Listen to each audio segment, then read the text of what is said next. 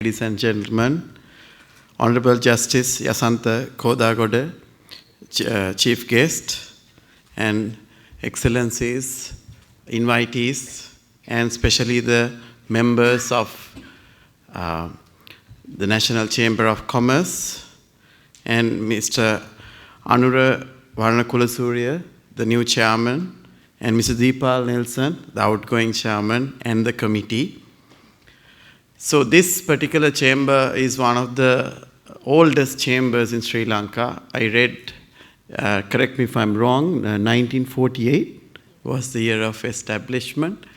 And I think since along the journey that you have fulfilled some gaps for many industrialists, startups, and SMEs.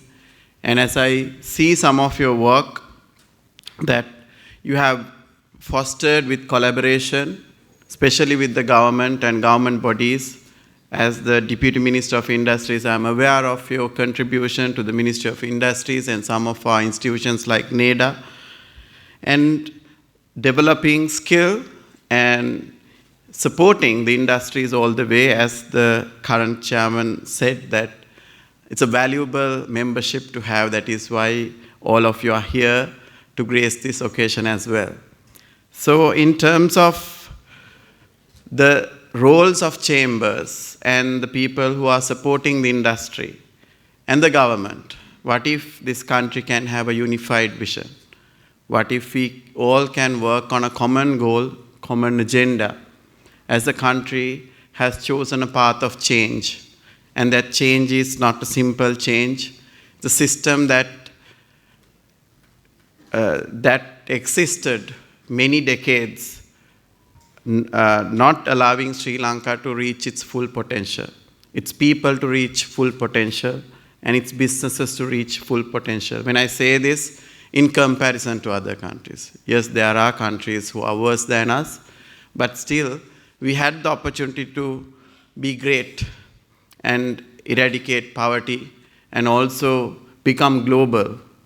But after all those efforts, we ended up with the 86 billion GDP and being a country that declared bankruptcy a few years ago, now coming out of that in a very stable manner. So everybody talks about change. So since we have most of the business community here, I would like to share some points where you would see change, because sometimes it's quite difficult to distinguish what was then few months ago and what will be in few years from now. One is that you will, as business community and the industries, you will see consistency and clarity. That is something what we missed for many years. The policies kept on changing, taxes kept on changing. There has not been a consistent industrial policy for Sri Lanka, and also on the clarity of which areas we would target, which are the industries that's going to thrive and take Sri Lanka to next height. That level of clarity, along with the business community, the government will set forth very soon. And even now, certain things are getting clear on the sectors that we want to thrive, and we have set a very ambitious target of about 46 billion exports within 5 years. And we believe together we can achieve that. And as industrialists, one of the biggest problems you had will be sorted very soon, which is about land. So getting a land to do your business, expand your business, even for a foreign investor to choose a land plot has been a difficult task in the country. You have to go behind different institutions, go behind different politicians to find a land to do your business. And you will see a national level drive. So we are used to the chambers coming to the government and the ministries asking for support and bringing problems of your industry. But going forward, it will be the government who will come behind you, where we could reach certain targets which we can collectively agree. So I think Chairman, your work will get reduced going forward because the problems at hand will be collectively known and resolved fast. And I think there will be a difference in the economic diplomacy that we have seen thus far. We will have strong relationship with many countries and government services in those countries to support our businesses to win those markets, bring investments and technology to Sri Lanka. And I think from the ministry itself, we will have a unified approach to support business from incubation, ideation, to a small startup, and even to industries which want to transform and export. So the disconnected structures of multiple institutions will start working together going forward, and that will be another change that you will see going forward. And it's all about the orientation, what we really want to achieve as a nation.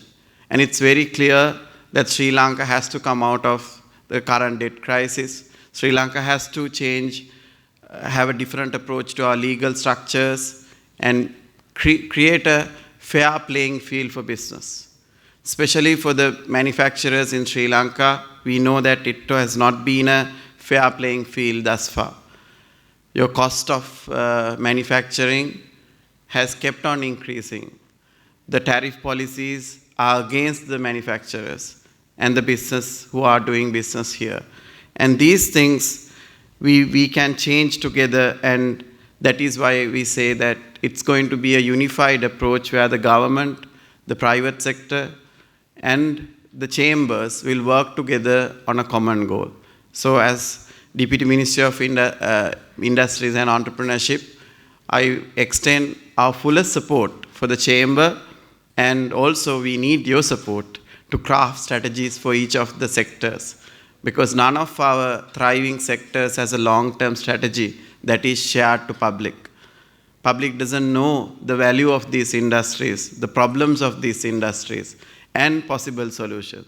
So if anyone to bring up with new ideas and solutions, they need to first know where the industry is and what they are trying to resolve.